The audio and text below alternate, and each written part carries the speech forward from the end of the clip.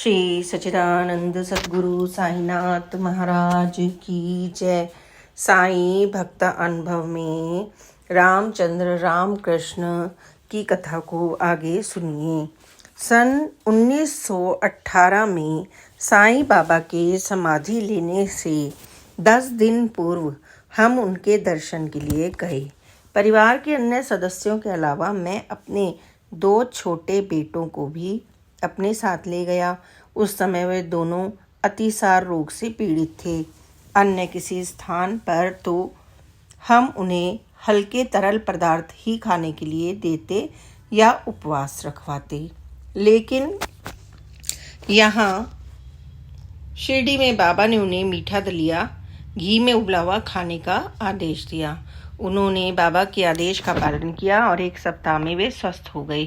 मेरा निजी अनुभव है, जब भी मेरे ससुर बीमार होते तो बाबा उन्हें ऐसा भोजन ग्रहण करने की सलाह देते जिसके सेवन से आम तौर पर रोग बिगड़ने की संभावना होती है, लेकिन बाबा की आज्ञा और उनके शब्दों की शक्ति के प्रभाव से किसी प्रकार का नुकसान नहीं हुआ।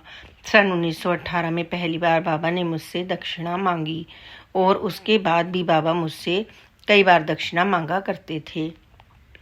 उन्होंने कभी भी मुझे किसी दूसरे से दक्षिणा लेने के लिए धन मांगकर दक्षिणा देने के लिए दबाव नहीं डाला, क्योंकि वे जानते थे कि मैं ऐसा करने से हिचकिचाता था। मेरी जेब में पड़ी धनराशि समाप्त होने से पूर्व ही वे मुझसे दक्षिणा लेना बंद कर देते थे। मेरा ऐसा मानना था कि जब भी मेरे मन में आध्यात्म के विषय में अविश्वास उत्पन्न होता, तभी बाबा मुझसे दक्षिणा की मांग करते थे। बाबा द्वारा मुझसे 25, 15, 10 के आंकड़े में दक्षिणा के मांगने के पीछे कोई रहस्य था। मैंने इस पर कभी विचार नहीं किया, ना ही मैंने इसका अर्थ जानने का प्रयास किया। बाबा ने मुझे कई अवसरों पर कहा, जाओ और बूटी के वाड़े में बैठो। उनकी आज्ञा का पालन करके मैं श्रीमंत बूटी के वाड़े में गया, जहां हम लोग रहते थे। वहां जाकर मैं अपने ससुर के पास बैठा करता था। बहुत समय बीतने के बाद मुझे बताया गया कि बाबा के ऐसे कहने का अर्थ था कि जाओ और वहां वाड़े में पढ़े जा रहे पुराणों का श्रवण करो। मैं आगे उस घटना का वर्णन करूंगा जब मेरा विश्वास इस चरम सीमा तक पहुंचा कि साईं बाबा मानव और ईश्वर दोनों ही हैं और दिव्य शक्तियां व दिव्य प्रकृति साईं बाबा का आवश्यक अंग है। मेरा एक पुत्र सन 1926 अगस्त माह में बहुत बीमार हो गया। उसका बहुत लंबे समय तक इलाज चला। बड़े बड़े डॉक्टरों ने अपने अपने तरीकों से उसका इलाज किया, लेकिन बालक की स्थिति में कोई सुधार नहीं हुआ।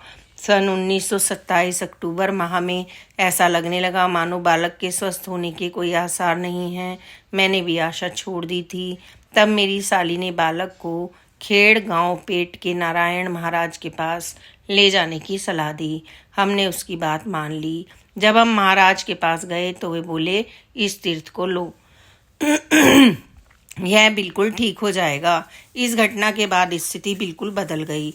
जिन डॉक्टर का इलाज चल रहा था, उन्होंने इलाज में कुछ बदलाव किया, लेकिन उससे बालक की स्थिति में सुधार होना शुरू हो गया और 6 माह के पश्चात खतरे की घड़ी टल गई। कुछ समय के बाद बालक पूर्णतः स्वस्थ हो गया। यह बदलाव महाराज के शब्दों द्वारा ही संभव हो सका। अब मुझे पूर्ण विश्वास हो गया कि साईं और नारायण महाराज जैसे सत्पुरुषों के शब्दों को और सामान्य मनुष्यों द्वारा कहे गए शब्द को एक स्तर पर नहीं आंका जा सकता, क्योंकि सामान्य मनुष्यों के शब्दों में कोई शक्ति नहीं होती। इसी आधार पर मानव और दिव्य की तुलना की जा सकती है। सन 1930 के बाद मुझे संतों के विषय में अद्भुत जानकारी प्राप्त हुई। उस टुंगरेश्वर मंदिर में एक संत नाग बुआ हुआ करते थे। वे धूम्रपान में गांजे का सेवन करते थे। सन 1930 में वे टुंगरेश्वर में ही ब्रह्मलीन हो गए। उसी रात 11:30 बजे जब मैं बांद्रा में अपने कमरे में अर्ध निद्रा की अवस्था में था, तो मुझे ऐसा लगा कि मेरी नाक, गले आदि में धुआं घुस जाने के कारण मेरी सांस बंद हो रही थी। उठकर देखा तो कमरे में केवल मेरी पत्नी थी। जिससे मैंने पूछा कि क्या तुम धूम्रपान कर रही हो, लेकिन उसने तो कभी धूम्रपान किया ही नहीं था। वह पलटकर मुझसे बोली, आप क्या कह रहे हैं? मुझे उसके उत्तर का तात्पर्य तो समझ में आया, लेकिन धुएं की गंध अभी भी मेरी नाक को प्रभावित कर रही थी और मैं हैरान था कि धुआं मेरे कमरे में कहाँ से घुस रहा था। लेकिन मेरी पत्नी को धुएं की गंध महसूस नहीं हो रही थी। अगली सुबह जब मैं गांव में मोटर गाड़ी चला रहा था तो अचानक उस मंदिर समिति के तत्कालीन सभापति ने आकर मेरी गाड़ी को रोक कर बताया कि रात को 2 बजे नाग बुआ का देहांत हो गया था। उन्होंने उनके शरीर के अंतिम संस्कार के लिए की जाने वाली व्यवस्था की भी सलाह ली। इसलिए प्रस्थान के समय वे संत मेरे कमरे से होकर गए थे। उनकी मृत्यु का समाचार प्राप्त होने के बाद मैं पहचान गया कि मेरे कमरे में उठा धुआं और उसकी गंध नाग बुआ की ही थी। सन 1918 में जब बाबा मेरे स्वप्न में आए थे और उन्होंने उन काली आकृतियों को दूर भगाया था, तब भी मुझे एक विशेष गंध का एहसास हुआ था। अब मैं जान गया हूँ कि वह सुगंध साईं बाबा की ही थी।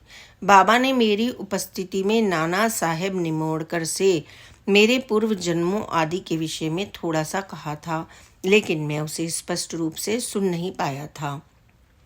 लेकिन इससे पहले कि मैं नाना साहब निमोड़कर से उस विषय में कुछ पूछ पाता, उनका देहांत हो गया। 15 सितंबर 1936।